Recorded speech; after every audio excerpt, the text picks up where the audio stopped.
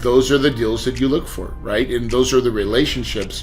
I always say in this multifamily game, this is why I love it, is because it really is a good old boys, and whether you like it or hate it, that's the game. And if you're good at relationships, which I believe I am, you get to win a lot more than the other guy.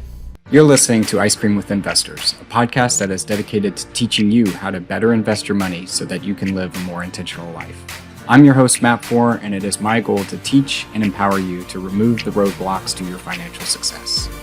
All right, Corey, welcome to the show. Man, Matt, thank you so much for having me. I'm excited to be on here. You got it. You got it. Well, you know we like to start with the difficult questions here. Yeah, what's your favorite ice cream? Man, I'm a Rocky Road kind of guy. I like a lot of stuff in my ice cream. So that's the one with the marshmallows, right? That's it. And then nuts. And do you put toppings on it because it already has marshmallows and toppings, or just straight up Rocky Road? Straight up Rocky Road, bro. Okay. Do you have a good ice cream place that you would recommend for our listeners? This is sad because I love ice cream, but I've not had ice cream in such a long time because I'm trying to lose weight. Yeah. And if I do buy ice cream, it's at Fry's. So I just go to the local grocery store and find some Rocky Road. And when I was younger, it used to be Napoleon or whatever. The things you buy, the cheap stuff that you buy, because that's what my parents trained me on. Yep. I've got a little finer sweet tooth, in that time since. Yeah, I remember sitting down as a kid with like the Napoleons and just pounding a quart. And now looking back on it, I'm like, I don't think I could do that today. Well, tell our listeners, what's the scoop? What do you do today? Man, I am a full-time multifamily investor, and really recently what we've done, our scoop this year, and I think our biggest story is being vertically integrated, taking over property management. I have said numerous times that I would never do it. And I think it's going to go down as the best thing I've ever done in 2023 and the last 10 years. So we don't do any vertically integrated property management on our multifamily stuff. Tell me about that experience. Well, first let's define it. What does vertically integrated mean? And then we'll go from there. Yeah, it just means that you're taking over all the day-to-day operations of your assets, right? You now are no longer relying on third-party management companies. You are now that, right? And that means people and tenants and toilets, okay? And nobody in their right mind would say yes to that, right? Unless you're a little crazy like me. But I think as you grow in this business and you start to get a certain size, that vision has changed. Where I used to think it would be a problem, but I hire now people to handle those problems. Who, not how, right? And I don't do the day-to-day. I hire great people that can and want to. And what we've realized is this: people make or break your business. And so if that's the case, why wouldn't I want to be involved in that, the most important aspect of my operations? And that's the people component, because they will make or break your properties. 100%. And the right people will make you millions. 100%. What have you learned through that process? It's a lot easier to say the words than to do it. Which is the reason we've stayed away. Yeah, but I will tell you this. It's been the most uplifting and most... there's a book called A CEO Does Three Things by Trey Taylor. And I will swear by that book. And he talks about people, numbers, and culture. With the main thing is you need to be understanding your people and culture. Culture, to attract people, you've got to create the right culture. And those are the three things that I really focus on now as the CEO of my company. And it has been a game changer. When I really started focusing on who are we? What are our words? How do we do it? What is our culture? Like, we have this thing called the DeKind attitudes, right? And these are the things that we want to display. This is how we are. And the first one, these are Hawaiian words, which is, the first one's be the kind. It's a Hawaiian word, but it's uniquely special. The kind. If anything's cool in Hawaii, you'd be like, yo, bro, that's the kind. And so we want our people to be the kind, show up, show out. Our second one is give them, bro, right? That's like full send. If you're seeing some Hawaiian guy on a wave, he's like, give them, bro, right? Go for it, right? That way may want take you out, but you're going to have, go for it. And that's our warrior's cry, right? Be Ohana, right? The Rock, Lilo Stitch, the Rock said, family, no one gets left behind. This is our work family, right? And those things really means something. We spend more time with the people we work with than the people at home a lot of times, right? And then last one is give choke praise. Choke is a lot or a bunch of. And my favorite one is we make it mo better, right? We will always be a work in progress. And so those are kind of the kind attitudes and things that we really put on display and that we want to reward that behavior. So a lot of folks listening might think that culture is a little bit fluffy, but I agree with you. It drives an organization. And when you have good culture, you know it. And when you have bad culture, you definitely know it. But culture is a hard thing to develop, let alone breed, because I think it's something that you could set the vision for, but people ultimately have to implement. So how when you went on this journey of developing a culture with inside your own company, like how did you do it?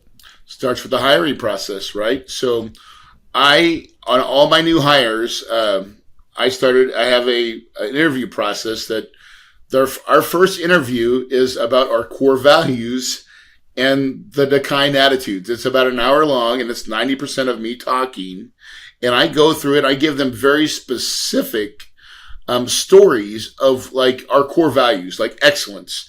We'll talk about what excellence means, but I'm going to give a story that happened within my company and what exactly that looked like. And then it's called calling the question, right? So like one of the stories is Devon, my controller. Her story of excellence is we were launching a payment for all our investors, new system, and it didn't go out on Friday like it was supposed to. It was a bad idea to even have it on a Friday, but we did, right? But she was like, dude, not going to happen on my watch. On Saturday and Sunday, she's calling me like, I'm on the phone.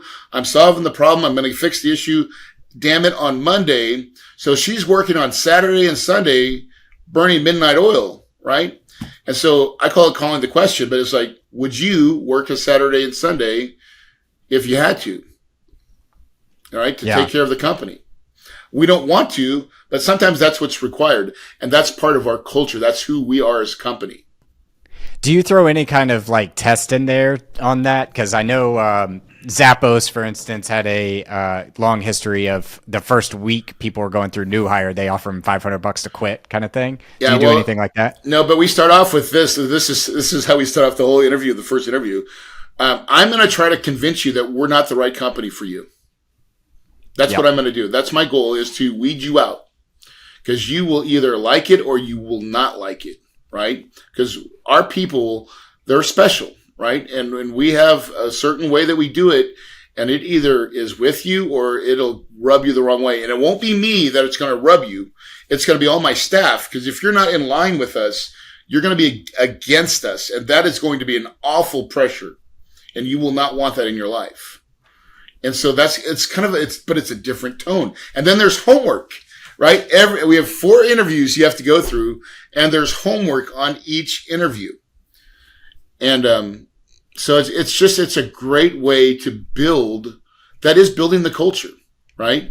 And so when they go through that, the gauntlet and all the stories, and then if they come into our company and they see it, now they start to bleed it. They bleed our Kahuna red, right? And they start saying things like the Kahuna way, right? And so those are words. We've chose those words, by the way.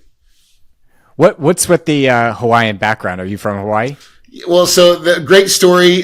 Yes, I wish I was. I'm not, but that's where my life changed forever. Is about 23 years ago, my girlfriend, now my wife of 21 years, we went to Hawaii. My mom was married to a man named Bruce. I call him Bruce Wayne. Okay. He wasn't Batman, but he had a lot of money. And we get to Hawaii, and this guy's got a house right on the beach, Matt. And it was amazing. I'd never seen that much money. At that time, I was like a used car salesman. I didn't get the download from the mothership, right? I was just like, dude, this guy's got money, and he had time too, time and money, like both. Two And that great was, resources. most people have one. And so he's got them both. And I'm like, what do you do? And then he said the magic words. He said he was in real estate and he owned apartments. And so I left the island thinking he was the big kahuna, right? I mean, it was magical. And then about 3 months later, I read Rich Dad, Poor Dad. And I was like, oh my God, that's Bruce. Bruce is a real estate investor. And I was sold because Bruce was self-made as well. And I was like, if he can do it, I can do it. And I had a real live person that I saw reached it. So I knew it was possible. Yeah. How old were you when he entered your life? 32. Did that moment change the trajectory or? Oh yeah. Yeah. That changed my life forever. Like that was it. I left. I read every book I could. It's like 2003, 2004. I mean, you know how it is when you really go on a journey. Like I read everything. I was Barnes and Nobles. This is back. I'm dating myself now. Barnes and Nobles, right? So I get to Barnes and Noble every day, and I just consumed so many books. Finally, I was like, I'm done reading books. I got to do something. I was like, I got to create a company, and I'm ready to do it. What do I call it? And I just went back to like Bruce and the big Kahuna, and I was like, I'm going to name my company Kahuna Investments because I want to be the big Kahuna like Bruce. Yeah. And so it's crazy because now this thing's taken on a whole different meaning. Now it's embodied what I believe is who I am. People call me the Kahuna. They don't call me Corey. They call me, hey, what's up, Kahuna? And because I live the principles that Bruce taught me, which is time and money. I want to have a life and a lifestyle that people can say he lived well. Yeah. Was he a resource for you along your journey too, as you were learning? I wish it got better than that. Bruce was a grumpy old man. My mom was really pretty mad.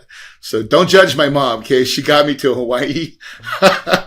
That's where to start. And it's funny is I've tried to seek, they're no longer married, of course, but I've tried to find them out because I really wanted to show them what I've done. And I've just never been able to reconnect, but it would be very special if I could show him that little seed that he planted, because it was a little mustard seed. It was tiny, but I took that and I grew it and I kept it. I hid it from most people because you know how it is, Matt, when you have a dream and you share it with somebody, they just want to stomp on Destroy it. Yeah. Yeah. And so I was very careful in who I shared my dream with. And the one that gave me the most juice was my wife. She believed me when no one else would or could. And if it wasn't for her, I would not be nothing. So my real success is when I went full time and my wife said, you do it, I'll go earn some income and I'll let you you be the risk in the relationship and I'll support it. That's good support vehicle right there. Yeah.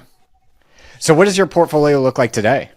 We've got about $250 million of assets, 10 projects, 7 are student housing, college, where we rent to college kids, right? Which is really kind of crazy. That's been a roller coaster because we started buying before COVID and then COVID happened.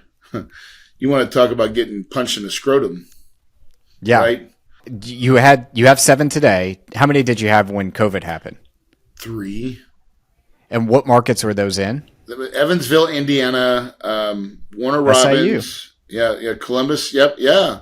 Columbus, Georgia, which is Columbus State University. And where was my other one? I can't remember where the third one is at that time, but I think it was CEV, Oklahoma, right? Weatherford, Oklahoma. Now, these are smaller markets. D2, one was D3, right? And so during that time, man, I had one property that was 100% Eagles Village, right? Is over in Evansville. 100% 3 years in a row. On year 4, COVID happens and it goes to 45%. Wow. Because they just said, we're not even having classes, attend online. Wow. And you're like, ugh! And how do you live on 45%? You don't. We got so skinny so hard, and I had to get a a loan workaround forbearance plan. How I still have that property today is by the grace of God, right? I kept it alive. So I was going to say, I bet the Oklahoma and Evansville one got hit pretty hard. I bet Columbus fared decently well, if not the best out of all three of those. It did. Exactly. Yeah. Yep. Yeah. It's funny, Gotcha. but that's it. And so, but what happened is I've always been one of those that realize where the pain's at and then buy in the pain. So that's why I have 4 more properties is I bought the pain during that time. So now I'm in ECU, which is Greenville, North Carolina. Yep. I've got one in Virginia or Slippery Rock, Pennsylvania. It's called Slippery Rock. It's a $40 million asset. It's a big one. And a couple others. And so by doing that, I mean, dude, we're doing now the market's changed and it's really good. All right. All our properties are healthy. The only caveat to that is smaller schools keep getting smaller. Bigger schools keep getting bigger, right? So the lessons that I've learned now is we try to buy 10,000 or 12,000 minimum student bodies, right? Yeah. Would rather have 20,000 students, like a decent size college, real school. But man, the one I have I have one D1 school, that's East Carolina University and ECU. I would be hard pressed to not lease that property up each and every year. It'll just lease up because with a 5 to 6% increase year over year over year over year. And do you rent by the room or do you rent by the apartment? Yeah, by the room, by the bed. Gotcha. And it's personally guaranteed by mom and dad. That's where I was going. Yep, they sign off on it. They do it for 12 months out of the year, even though they're only school for 9 months. They signed a 12-month lease from August to August, personally guaranteed, and which is great because then mom and dad pay. Mom and dad pay for all the damage. Like if kid's stupid and punches holes in walls, mom and dad pay. Like it's just a great model. And it really is fun. It's a lot more fast paced than regular multifamily, put it that way. Yeah. So I have this theory about like universities coming out of COVID that the big would get bigger, right? So Harvard, Yale, Ohio State, University of Tennessee, they're not going anywhere. No. The second tier schools, which I would call like an East Carolina, a Radford, Virginia, a Middle Tennessee State, I don't think those are really going anywhere either. However, when you start working down the stack to less than 5,000 students, definitely less than 1,000, those are the kind of universities that we're going to see extreme pain and then get consolidated by the big state school. Yep. Or unless they, for some reason, were like remarkable for one sort of thing. For one niche. They're niche. And had a notoriety there. Yep. So are you seeing that today? Like when you're looking at these properties, how do you decide a market? Hey, fellow investors, before we dive into our next segment of the show, I wanted to take a quick moment to talk to you about a fantastic opportunity for you to invest with me. As you know, here at Ice Cream with Investors, I'm passionate about real estate investing and helping you navigate the exciting world of wealth creation through real estate. And that's why, for the first time, I'm thrilled to tell you about an opportunity for you to invest alongside of me. Over the past 3 years, I've been investing in multifamily, mobile home parks, car washes. I've even become the bank and lent out money to fellow real estate investors on a short-term basis. And now you can come join me. If you would like to jump on a call and learn more about this opportunity, head to icecreamwithinvestors.com/invest and find a time for us to connect. And now back to the show. So it's funny. We do look at that now. So now in the beginning, I bought on it, but now I'm way smarter than I was when I first bought it. So like anything, sometimes as a real estate investors, you jump in and just shoot, fire, aim, and so, that's usually Corey's a maverick. So I usually see it. I'm like, we'll make it work.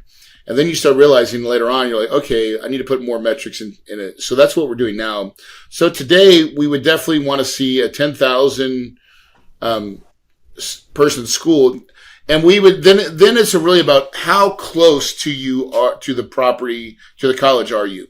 Now, in most of our assets, we're right next door. So in these smaller schools that we've bought, we are the closest to the school, right? Like the very first one. And so that's how you stay full, is you gotta be that. because anybody behind you or farther away is going to have a harder problem. They're going to experience it worse than you will. And then we're just making sure, and we'll probably sell some of those early. Probably next year, the year after, we'll get some of those we've held for now. It's going on 5 or 6 years. So it'll be time to exit those, and we'll probably exit those and look to buy bigger schools, right? So don't have to be D1, but it would be better if they were. But I still like the South, the Midwest, if they're in the right schools, like Norman, anything in Oklahoma, I love Tulsa schools, right? I mean, just, you got to find the right deal, the right upside. But we just bought a deal. Here's what's crazy. We just bought a deal that's in Columbus State, or Columbus, Georgia, our property is the closest to the college there. And there was a property that went on online auction right behind us.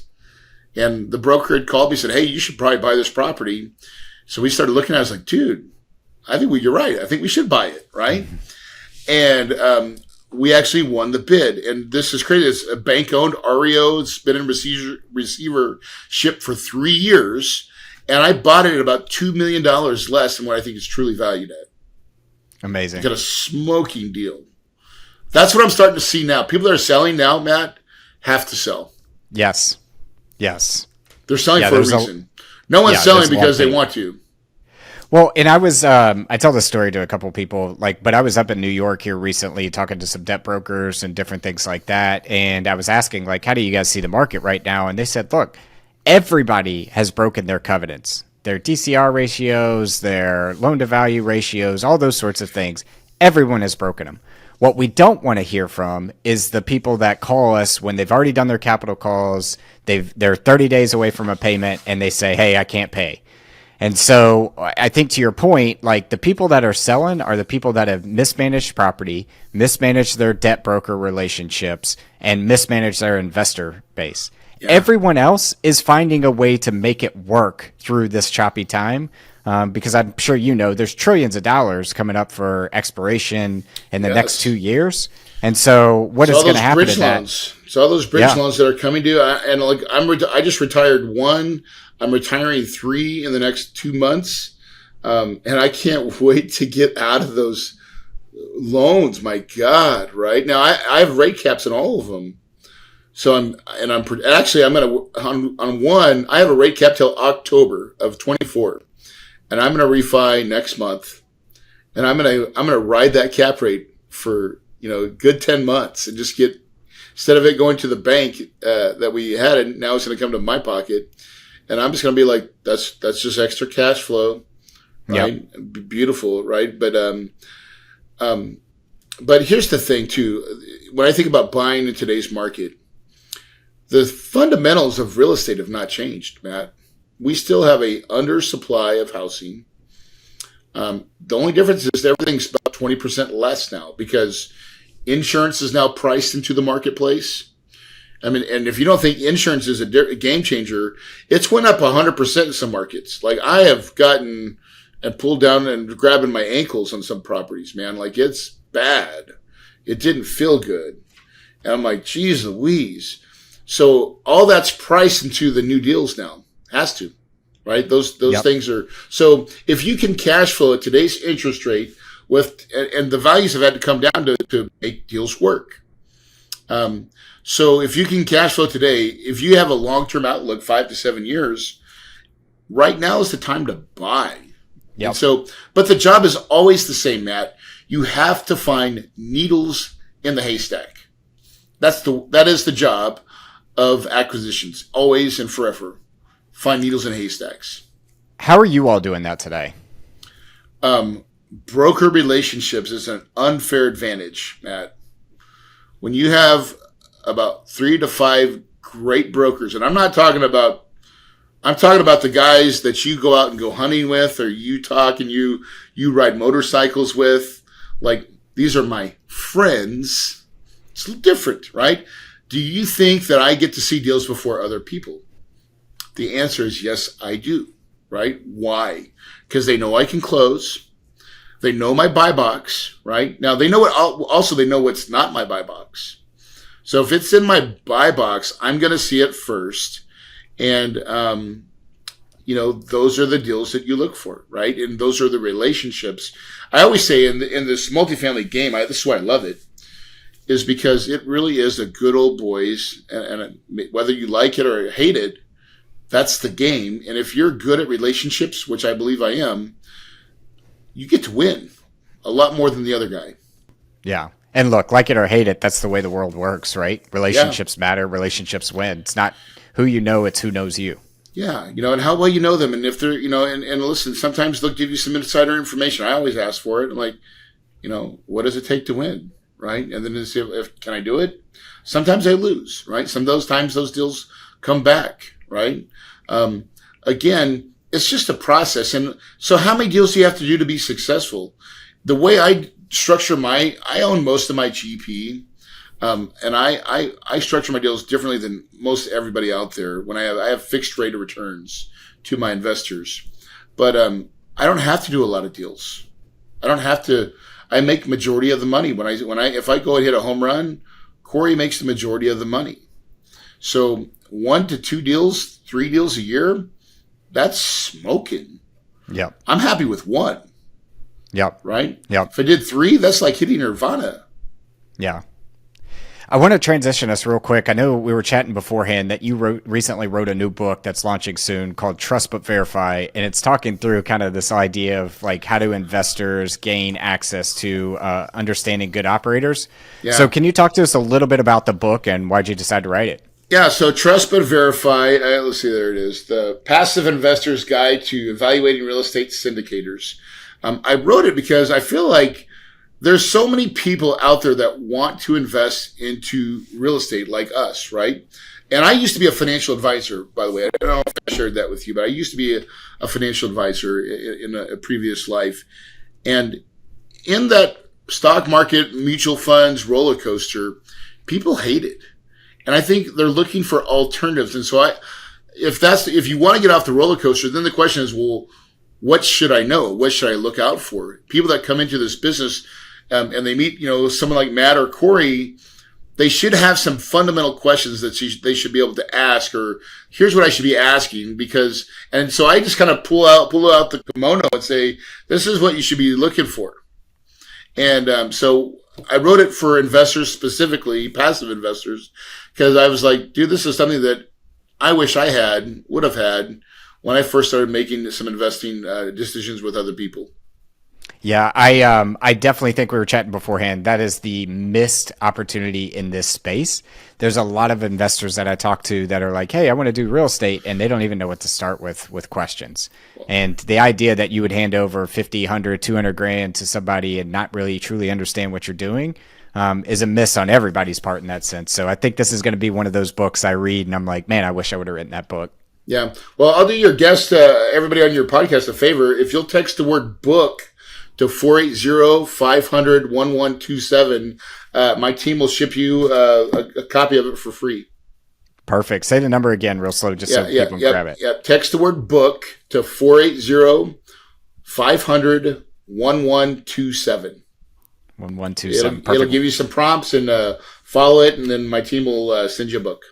Awesome. We will link that in the show notes too. But before we let you go, Corey, we switch it now to the last round. We call this the 4 toppings. Our first one is, what is your favorite book, not named Trust But Verify, that you have read that's given you a paradigm shift? CEO Does 3 Things by Trey Taylor, right? Yeah. I that book right there. That's the one recently, right? Because that gave me, like, I need to become a CEO. When you realize that's what you really need to be, you got to have some insight on what you need to be looking at. And that book's opened up my mind on what I should be looking at, what I should be paying attention to. I love it. I've never heard of it, so I'm going to have to check it out after the show. Yeah, you'll like it. Our second one is, what is the best piece of advice you've ever received? I got that from my dad, and my dad said, hustle in everything you do. My dad would say, listen, son, when a coach says run around that light post, he's like, you're first. The only way you're not first and you should be hitting it, like getting it, like really getting it, right? And the only way someone beats you is they have to physically beat you. In life, showing up and really showing up, right, will define you. And so that was something he told me very early on. And I'd always have some people that would try to hang with me, and sometimes they'd beat me once or twice, but they couldn't do it all day, all practice, each and every day, right? And so that was the lesson that I learned, that you may be stronger or faster, but you'll never outwork me. I will always, and that is something I've kept to my core. And people that are successful understand this, right? If you want to be successful, that's one of the requirements. Yeah, I think our listeners know I do Ironman triathlons, and the reason why I love that sport so much is you just can't naturally be good at it. Like, it's going to humble you every day. So the people that win are usually ones that have put in the most work overall. You know, my high school, I'm from West Plains, Missouri, right? So like the Ozarks, true Ozarks. And we have our high school is known for cross country. And Matt, you will appreciate this. No one understands what cross country, the pain, and like when you're talking about triathlons, these kids would wake up at 5 in the morning, 4 in the morning, go run, go to school, get off school, go run some more. And we took states so many years, it was like the thing. And in that school, in that high school, if you wanted to go to college, your best chance was to cross country. And dude, to watch what they did, I'm telling you, it is painful. It is the amount of pain you have to go through to get good. And because that's all it is. And the reason we were so good is in the Ozarks, you have hills. Yeah. Everywhere. Right? Yeah. Right. I always tell people, like, if you want to run faster, just start running hills. It changed tremendously. Our third one is, what are you most proud of in your life? I'm most proud of being a full-time dad. I got in this business for time and money, and I have used that well. I've used my time well and passed the baton well, right? I would tell you that my son understands the hustle concept, just like my dad taught me, I taught him. And so, but I had to be physically there to show him, right? I was my kid's coach. I coached my soccer for 4 years. My son's football, in his soccer when they were young. I was there at that early age when they really needed dad to be there, and all the other dads were not there. But I was there on the field with them, and I watched some amazing sunsets, on the field. Probably the best times of my life were in that age period with my kids. Yeah, Speaking of books, I'm finishing editing mine, and that's one of the stories I talk about is being at a kid's soccer game, and you look down and everybody's on their phone, they're in their cars, they're not paying attention, they're not present. And what would you do if you could just be intentional with your child during that moment? Because they're always looking, they're always watching. They don't measure currency in dollars, by the way. They don't care. Yep. Their currency is time. Yep. And they know if you've given it to them or not. Yep. Spend it wisely. Our fourth and final one is, if you could sit down and eat a bowl of ice cream with anyone dead or alive, who would it be and why? I would love to go back and have ice cream with my grandpa. Oof. Why? I don't know. I just went there with it because, my grandpa had Parkinson's when he was young, or when I was young, but he taught me so much about just being grit, right? Like, my grandpa grew up on a farm, and I cherished the times that I spent a lot of time when I was young at my grandpa's house, and he would take me coon hunting, and he taught me so much about life. And I mean, he had good coon dogs too.